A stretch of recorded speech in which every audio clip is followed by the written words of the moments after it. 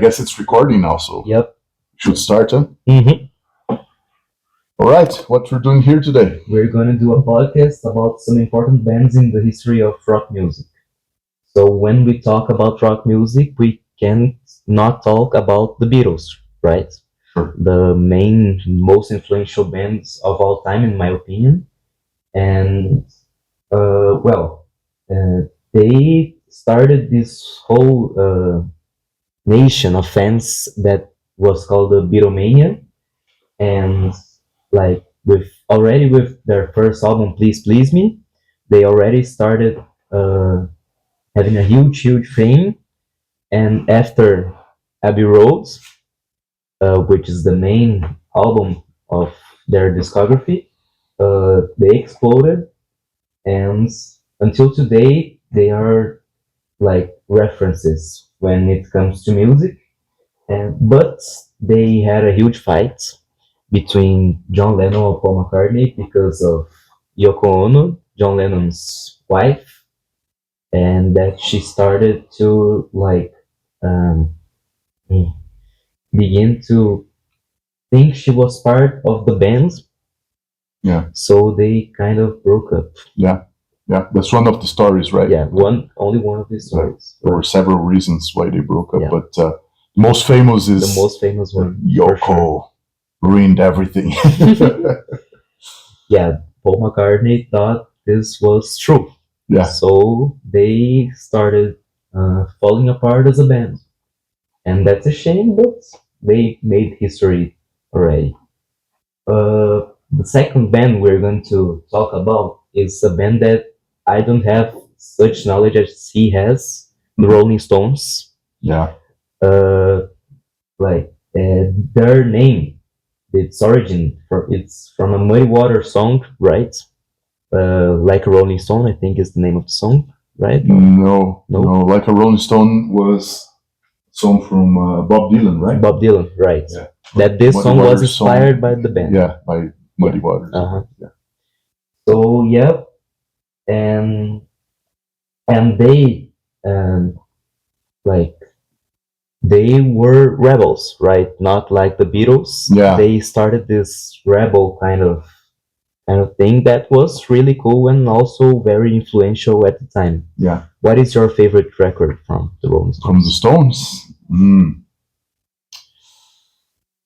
I don't know. Exile on Main Street, probably. Yeah. And but I'm not also a huge fan of the Rolling Stones. I know it's Yeah.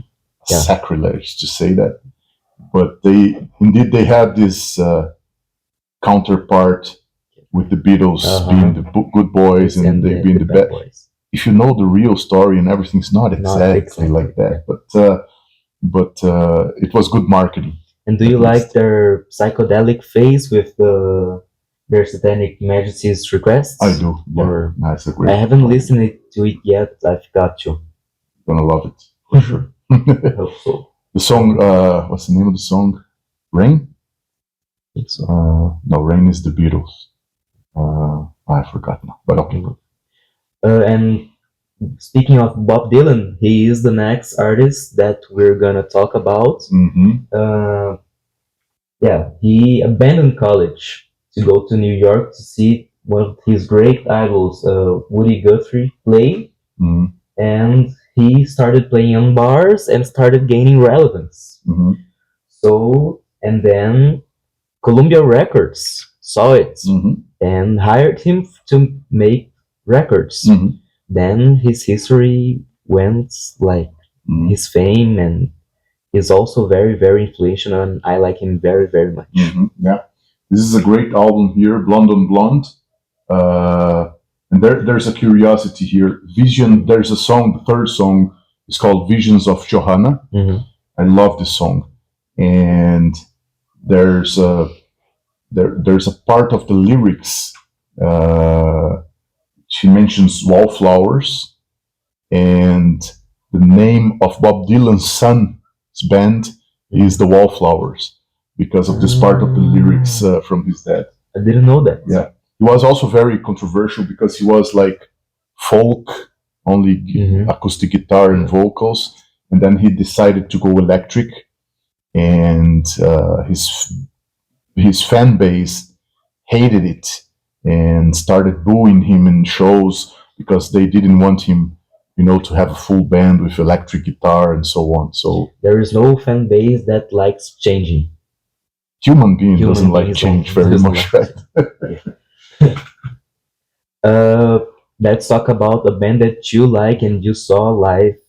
I don't know how many times. The Who, Only once. only once. Yeah, In United States, right? yeah. It's a great band. They started as trad jazz.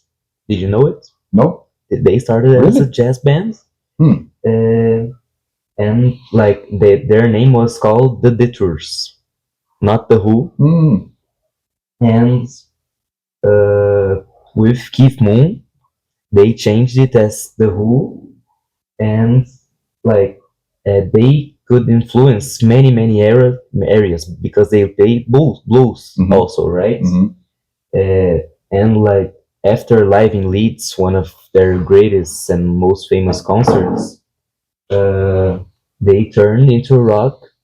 Hmm. And this concert that I mentioned is considered one of the best live albums recorded It is of all time. It is true, yeah. I haven't saw it or listened to it. It's fantastic, yeah. Yeah. And Keith Moon was an insane drummer, one Yeah, of the best yeah. of all time. Completely. Him with John Bonham from John Led Bonham. Zeppelin Yeah. maybe are the two most From the physical 60s. and crazy drummers of all time. Every modern drummer talks about these two guys as major references Yeah. in their areas. Oh, yeah. So yeah. Actually, now we're gonna talk about the 70s. Mhm. So let's start with your favorite band of all time, Pink Floyd. Yeah, and I don't know how many vinyls and CDs he has from the Dark Side of the Moon. It's an addiction. Yeah. In the 70s, they had their golden era with what are the metal? Metal. I consider also Atom Heart Mother, Metal, then Dark Side of the Moon, Wish You Were Here, Animals, and The Wall. and The Wall. It was like the decade from Pink Floyd. They releasing like these 6 albums in a row in a decade. It's insane. Mm. And like the band is also insane because later on, The Wall was actually made almost a Roger Waters album. Yeah, with almost. like the other musicians only played because the whole lyrics and influence, it's only the story of Roger Waters' life. Basically, yeah. Yeah. And then later on, Roger Waters and David Gilmour, they had multiple arguments, and then Roger Waters produced Final Cut literally alone, right? Yeah. And later on, he got off the band. They fight it, and until today, they're fighting. Every day, there's news of political aspects and with the name Pink Floyd also.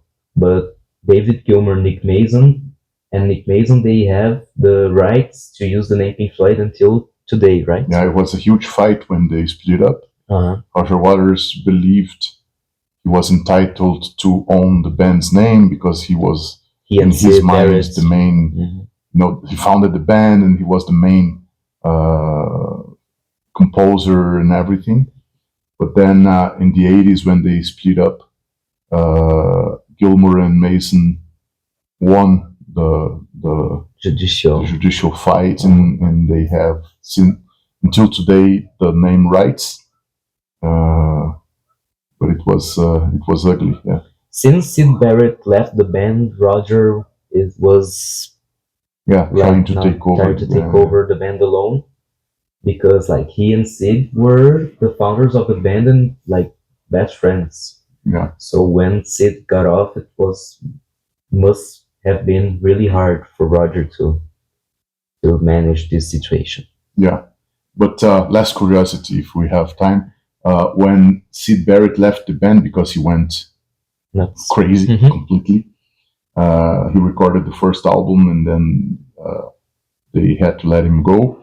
The one member of the band that supported Sid Barrett the most was actually David Gilmour, who was replacing Sid Barrett. In the guitar, yeah. In the guitar, because he was replacing him in the band, but they were also friends since forever. So Gilmour helped him to produce 2 solo albums and so on.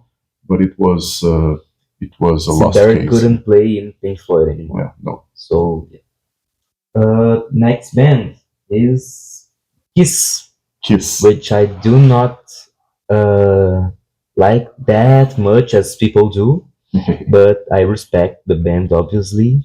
And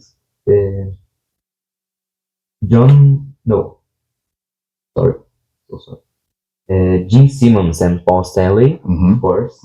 They abandoned Wicked Lester, that was another band, and created the band in '72. And they recorded their first album, and between this one, this is way later. Way later? It's the Unplugged. Okay. When they reunited they reunited like 10 times already. They're always on their farewell they tour. were here in Curitiba 2 years ago, I think. I don't know. Yeah. I never saw them live. Never. No. I don't like Kiss that much. Sorry. Me neither. I have to be honest. And between 75 and 80, they had their rise and became one of the most famous bands at their time. And because of their characterization in the stage, they became very, very famous and recognized for the shows they played, and later for some songs that were legendary. Yeah. And Kiss is a hard rock, pop hard rock metal band, but most of all, they are this huge institution, more than a band. They make more money with marketing and selling Kiss products than playing. So it's ridiculous, and that's why they can't stop playing. And did you know that I don't know if it's Kiss, but I think it is. They liked the idea of being replaced with AI. With 3D models. In the stage. It's a way to continue their legacy.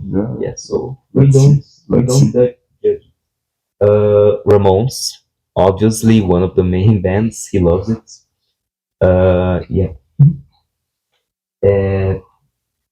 John Cummings and Thomas Elderly. I don't know how to pronounce that name. Elderly. They met.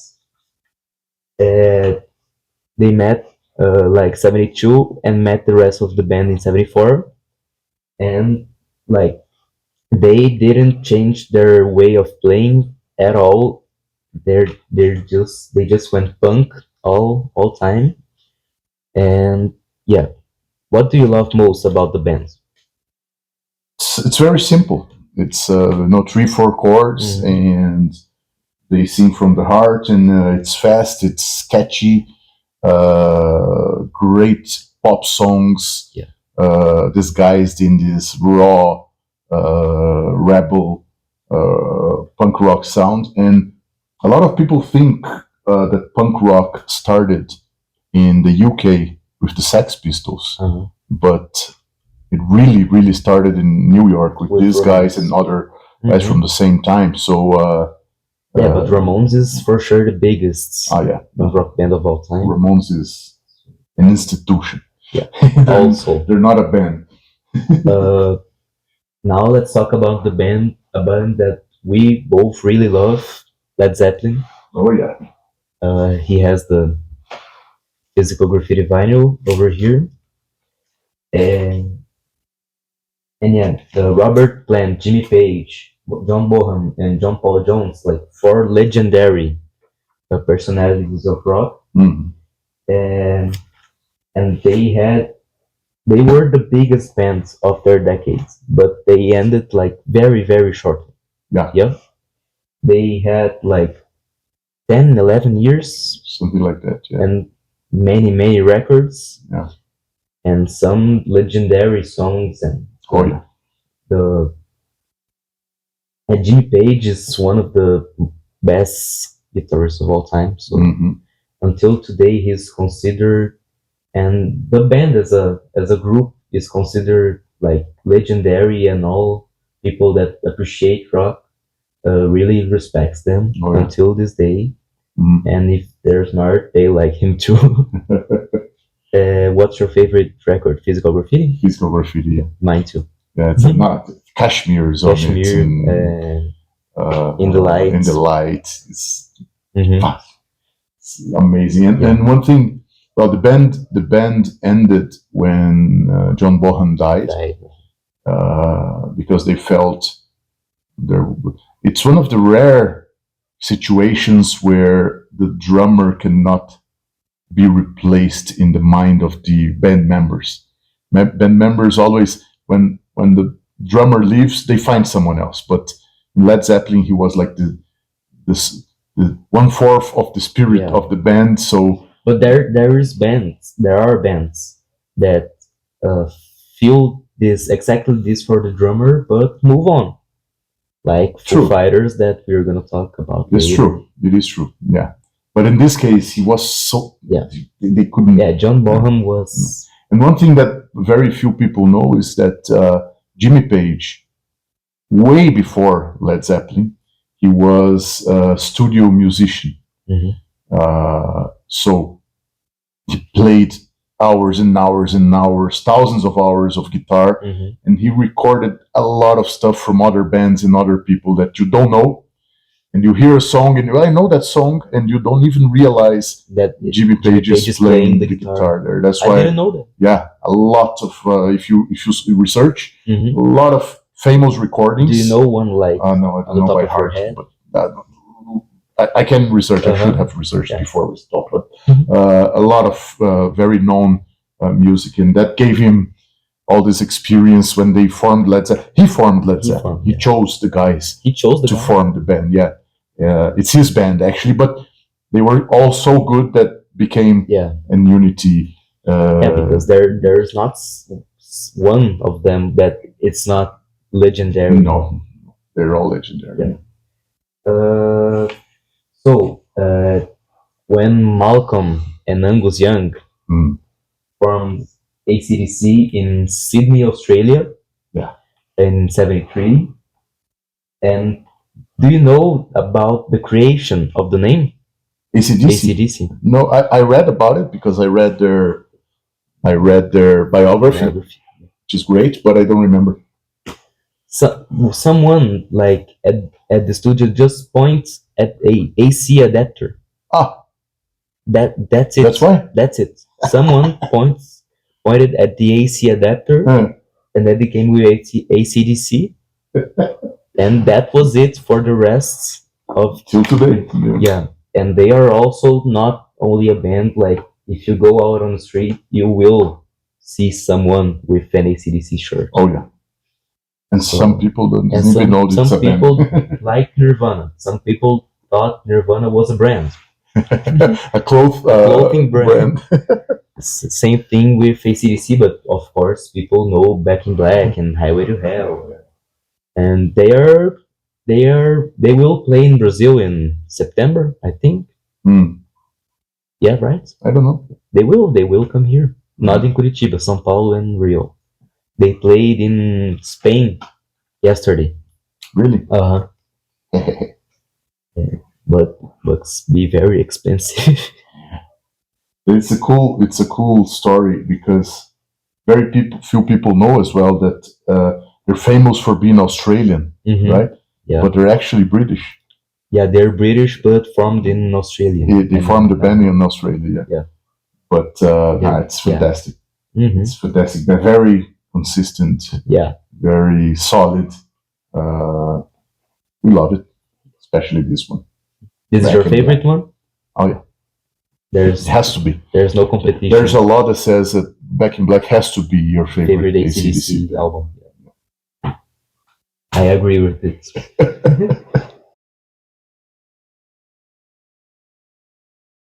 80s now, right? The 80s, yeah. the first band we're gonna mention is Metallica, and they represent well the decade itself because it was like the rise of metal rock, right? So Metallica. The origin of Metallica is very, very curious and like abnormal. Lars Ulrich, the drummer, was looking for musicians to jam, only to jam.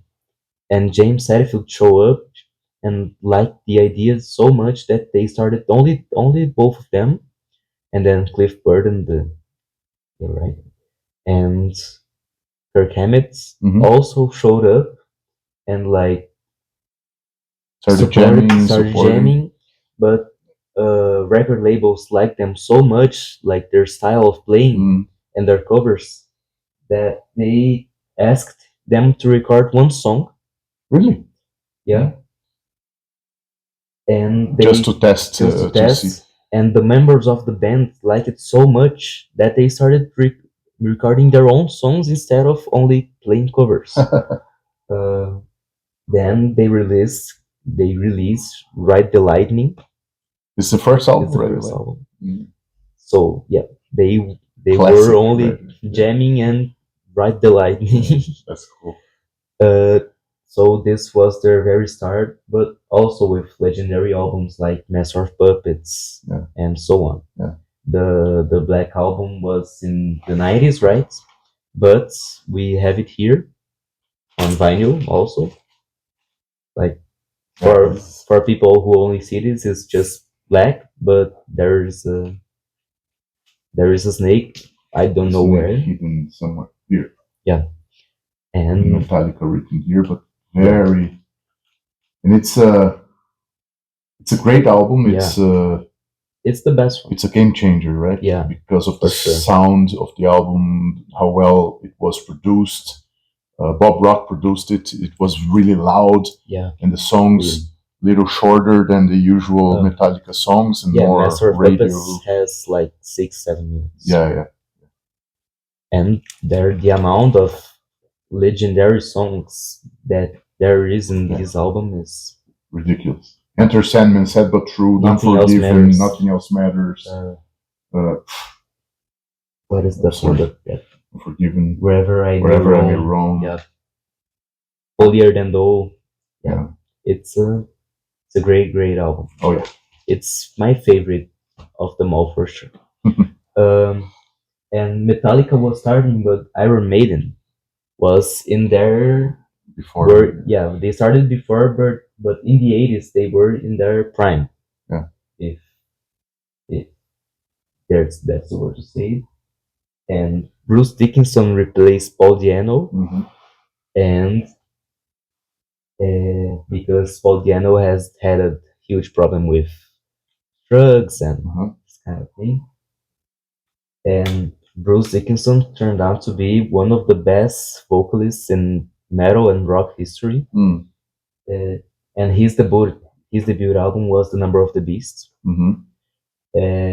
which is a very, very acclaimed album until today. And he got off the band sometimes and fought with other members, but he's back today, right? He's in Iron Maiden for a long time now. For a long time. And they're coming to Brazil too in December.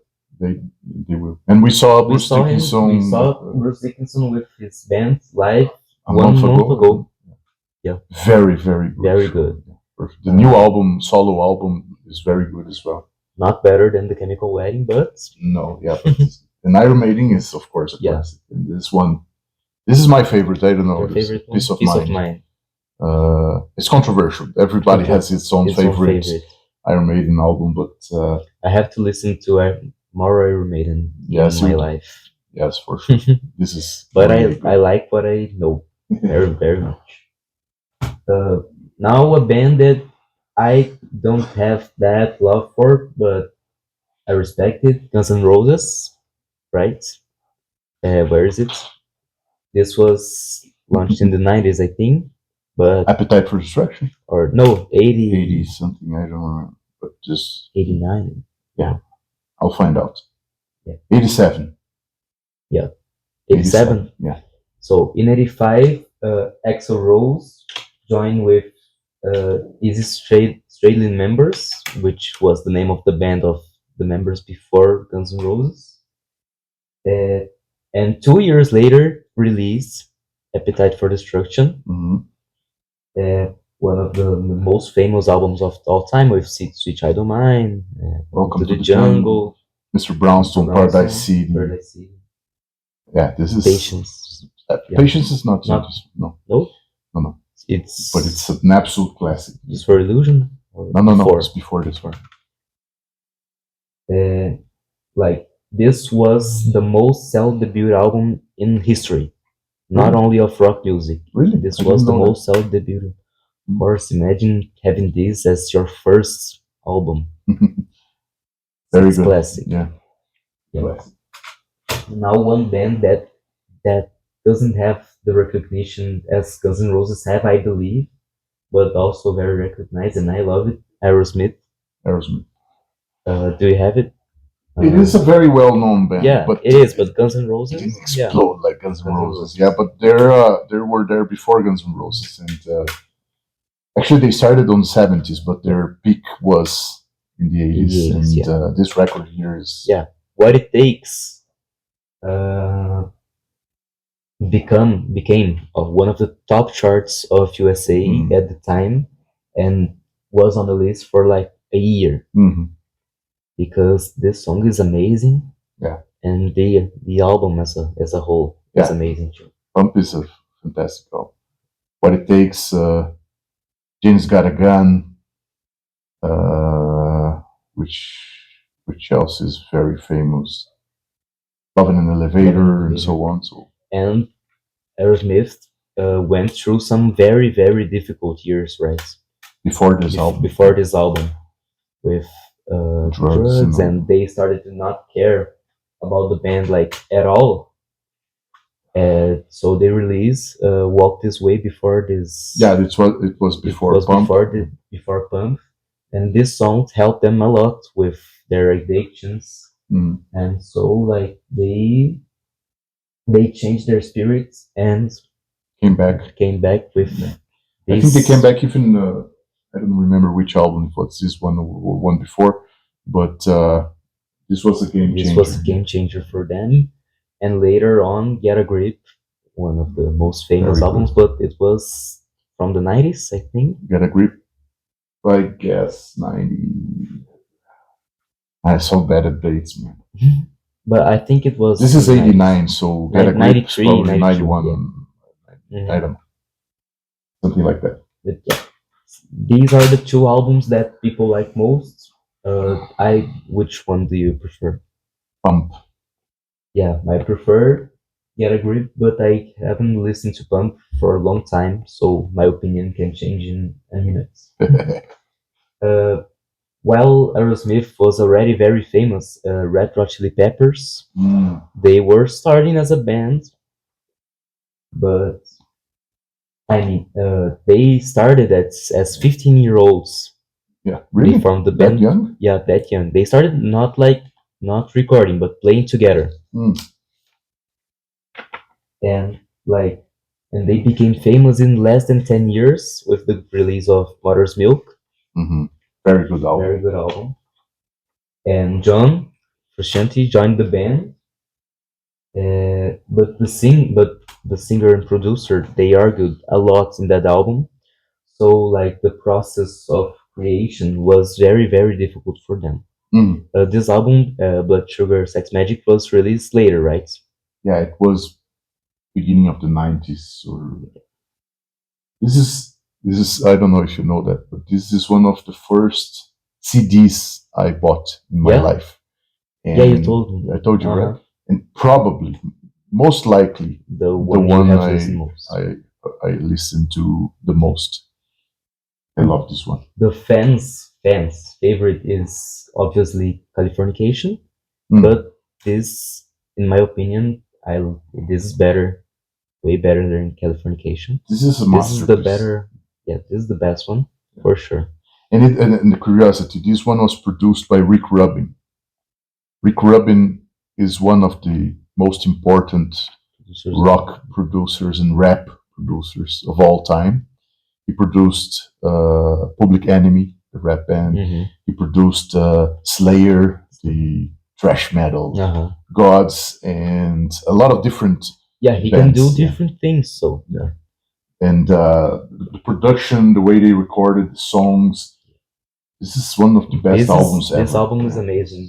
That's- I'm not such a big fan of the band itself because like they released a lot of stuff, they tried a lot to Mm. be different, and I don't like everything that they did, but we have to recognize that this album is a masterpiece. Yeah.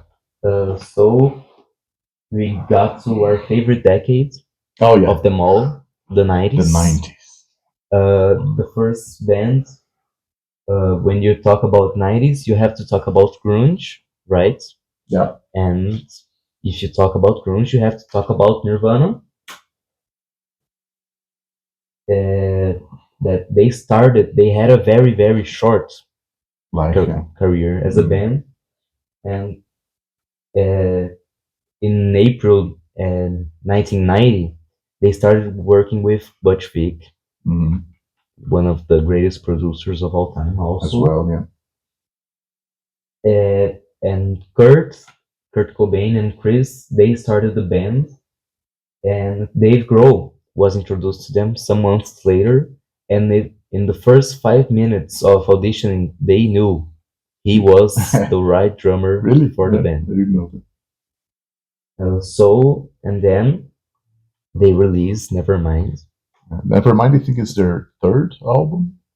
Third? Bleach. It's third album, I guess. Third? I guess. They had one between Bleach and... You should know, you bought all the records. My brother did. Incubus. No. Bleach. Bleach, Nevermind? Yeah, I don't know. Second. I think it's the second. And Nevermind obviously had Smells Like Teen Spirit, Come As You Are, and became very, very influential in the grunge scenario, for sure. Mhm. They almost created grunge alongside with other bands, of course, and later released In Utero, my favorite album from them for sure, and one of the best albums from the decade. Oh yeah, this album is insane. Yeah. And it's funny because after their huge success with Nevermind, they had the acoustic album and some, MTV, but yeah.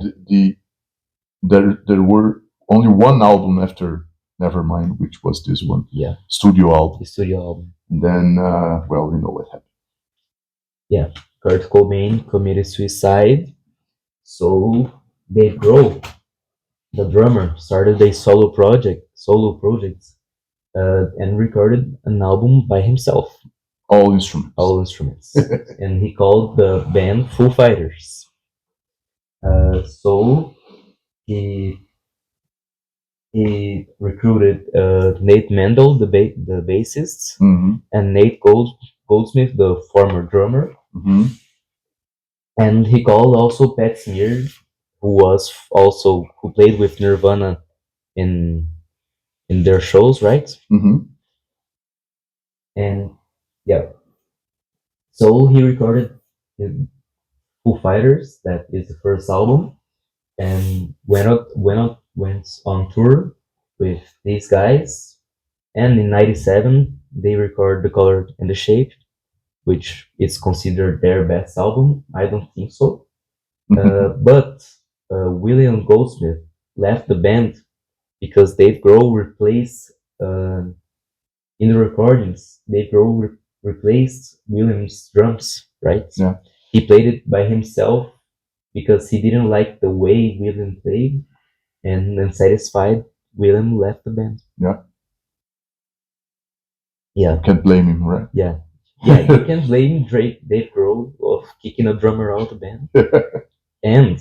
But you can blame the guy leaving Yeah. as well. And But after it, Dave Grohl called the guy named Taylor Hawkins and asked for suggestions of drummers. Taylor Hawkins said me. Oh yeah, Uh-huh. yeah. So There's your suggestion. Me. because he was on tour with Alanis Morissette, and then he went to Foo Fighters like without thinking twice, and made history with them Yeah. until 2022 when he died. Sadly. Very, very sad. sad. And now Josh Freese is in the band and a great replace. Although he's a great replacement, although he cannot be Taylor Hawkins. Taylor Hawkins. So yeah, You don't like very much the Foo Fighters, right? You have to tell us it's your favorite Foo band Fighters of is all my favorite time. band of all time. There is not another band that is as good. All Their right. discography is perfect.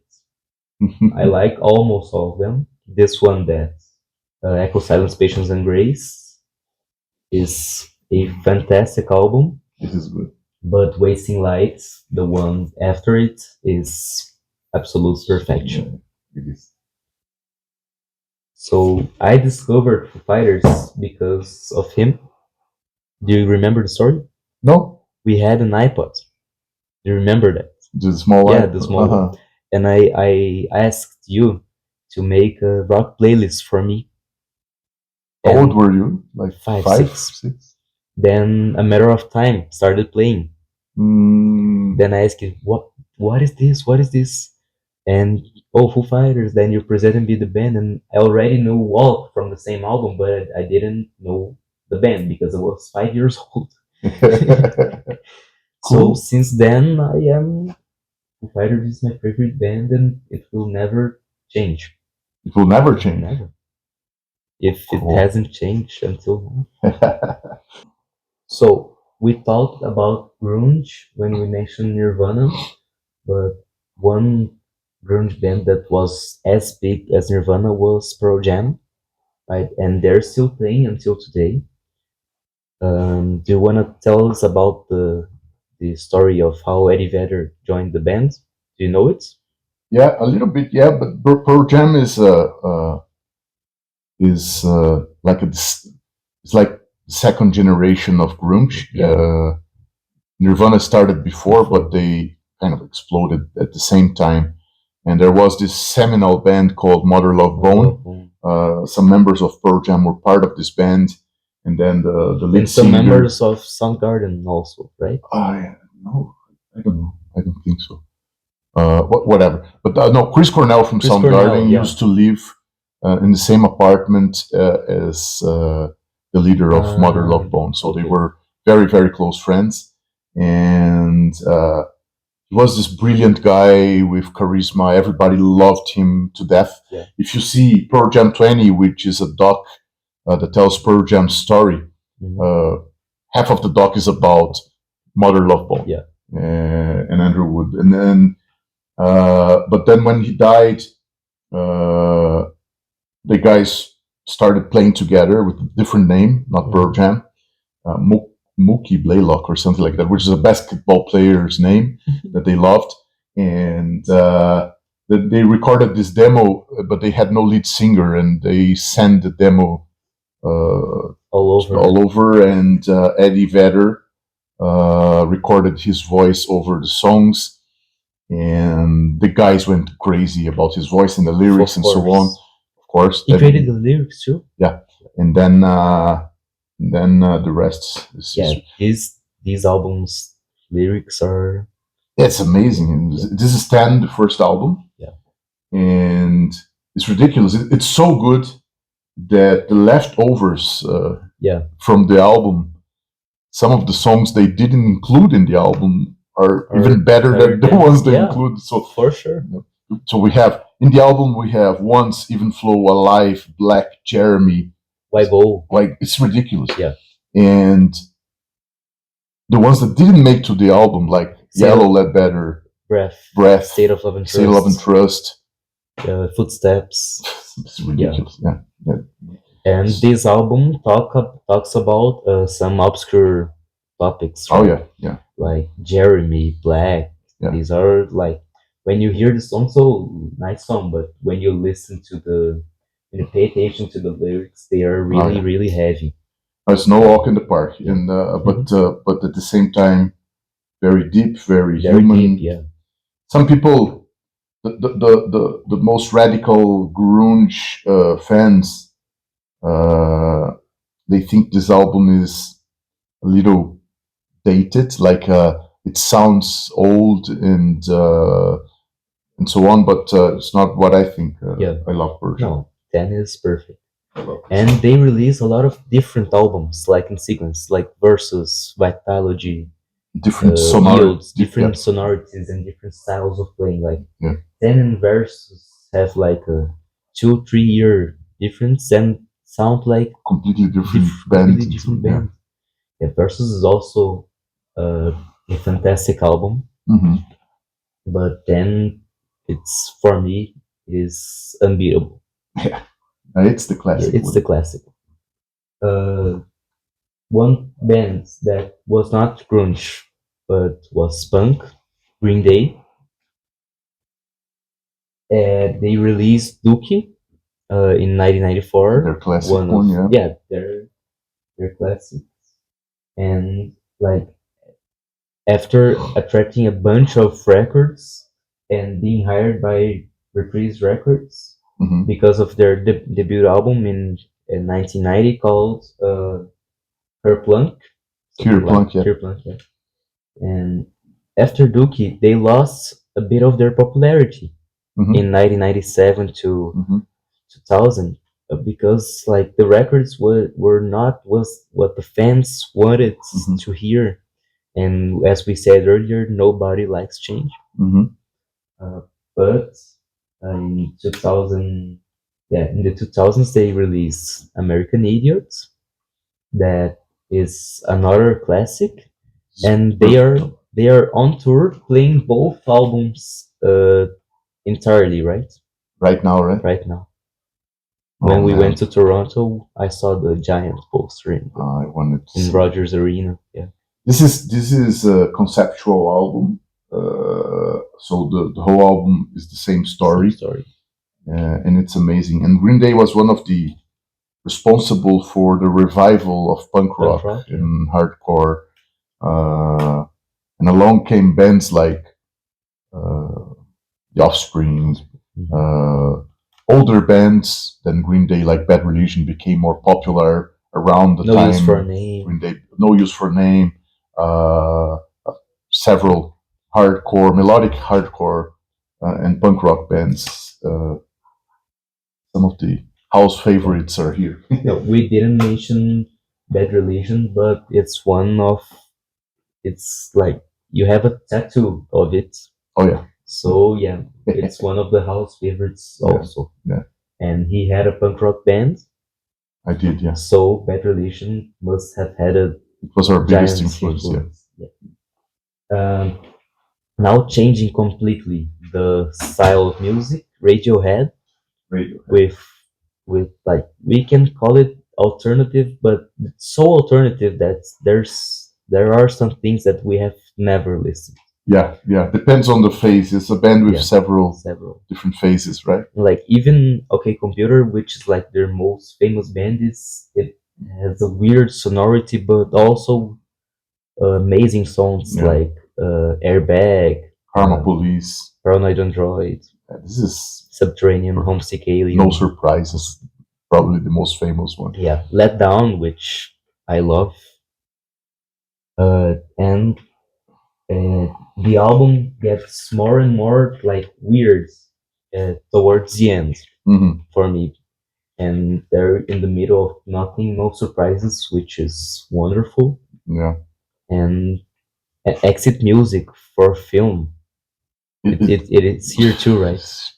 And it's Yeah. exactly what the name says. It sounds like a It sounds like- end of the yeah. movie song. It could be easily a soundtrack. Yeah. Radiohead could be a soundtrack of the life, basically. Yeah. That's really good, and Yeah. I love. I don't know if because of my my passion for Pink Floyd or so on. But I love bands that deliver kind of not so easy sound, Yeah, like but a desert, and then in the middle of it there's this oasis with fresh water and uh-huh, so on. Like yeah, no surprises in the middle of a lot of very difficult songs and noisy and so on. I it's love like this kind of comfortably stuff. numb in the middle of the wall. It's like comfort, yeah. So then you have melody Yeah, and chorus. yeah. It's a It's very it's good album. amazing. I like bands like this too. Uh, and now we're going to talk about the 2000s, and we're going to talk about two subgenres that are very very famous until today. The first one is emo with My Chemical Romance. This is the Black Parade, one of the best albums of the decade. This is It's amazing. perfect. And I am not into emo rock that much, but My Chemical Romance, I love it. Yeah, It's a fantastic band. it's like a subgenre of the melodic hardcore. Yeah, But thing about this album is that their influences are amazing. You have amazing. Pink Floyd here. You Uh-huh. have Queen. Queen. You have several influences, and again, it's a conceptual album. Yeah. It's a very dark and sad story, but And the tracks are not in order. Did you know it? they're not I in told order. you Yeah, yeah. He told me there that. I didn't know that. that like some genius out there discovered the right order of the tracks, and it all makes so much sense So when much you more hear sense. it. Yeah, yeah, yeah. But it is very very very dark. There are some songs that makes you cry easily, Yeah, yeah. but there are some like more hype songs. It's beautiful. It's beautiful. It's beautiful. It's unbelievable. If you see the art of the album and Turn it around. yeah, there's kind of a prejudice against My Chemical Romance because they were labeled like all the emo core bands, Yeah. but there's something different about There's something them, different. and it's really good. A fun fact, a curiosity about them is that the leader of the band, Gerard Way. Gerard Way, is also he's very creative. He's kind of a genius, and he's also a writer. He wrote And he writes Umbrella comic Academy, books. Yeah, and he wrote a comic book called Umbrella Academy. where And is the it? illustrator, I have it here. He's Brazilian, right? Yeah, the illustrator of the book is a Brazilian guy called Gabriel Bach. So this is the comic book of Umbrella Academy, which later turned out to be a Netflix series. a very famous Netflix series, Very good. a very Netflix show. I think, yeah. And so, lead singer of My Chemical Romance and a Brazilian guy Made Umbrella made this Academy. pop phenomenon, Yeah. which is the Umbrella Academy. Mhm. Amazing. Yeah, this guy is a genius. This guy is amazing. And the another genre that we are going to mention is indie Indie rock. with the Strokes. And they started with a kind of garage rock in 2001, Mhm. but they went progressively better commercially in the decade. Mhm. So, like in the end of the decade, they were exploding. Mhm. Yeah, this is their best one. The, Is this the it? first one is This It, and the most No. famous one. Yeah. And we have here Last Night, which is their by far their Biggest, most yeah. famous song. Yeah. I like the other album very much. I forgot the name. The one that you showed me. Yeah, I forgot the name as well, but I'll find out. Strokes. Oh man, it's way out there. Oh, okay, doesn't matter. It's Some songs like I listened very much when I was a child. The first one. Yeah. So I like it, although I've never listened to it like as I should.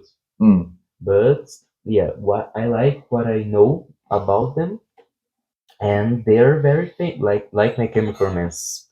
there is a lot of people that listens to them until this day, Mhm. and they influence Arctic Monkeys, which today is one of the biggest Bands, yeah. bands that I don't like very much, but they were good. They were better at their beginning, Mm. but in because of because there was a lot of influence uh, from the Strokes, Strokes, yeah. right? And the Strokes drummer is Is Brazilian. Brazilian, yeah.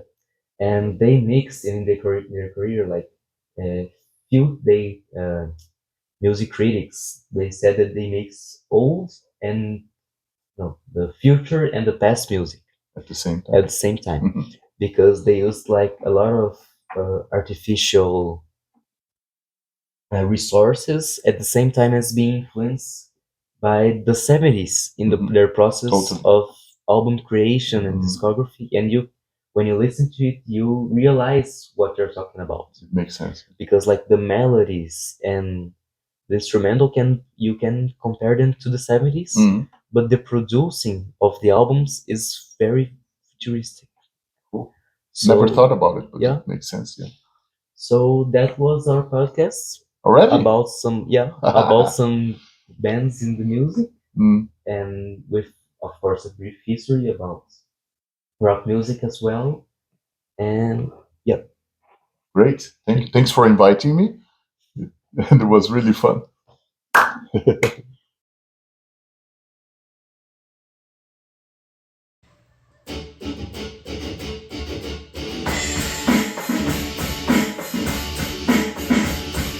Walk on by the house where you still live. Walk on by the place where we would kiss. And the room where I held tight. Tonight I must walk on by. Yeah, walk on by where you still slip. Walk on by company that you give. And the room where I held you tight. Tonight I must walk on by. Yeah, somehow I know I won't forget you. No, no, no, no, no, no. I won't. He won't forget me. No, no, no, no, no, no. He won't. I'll keep on walking away from here. I'll forget you when I reach the other side. Oh, walk on by the house where you still live. Walk on by the place where we would kiss. And the room where I held you tight. Tonight I must walk on by. Yeah.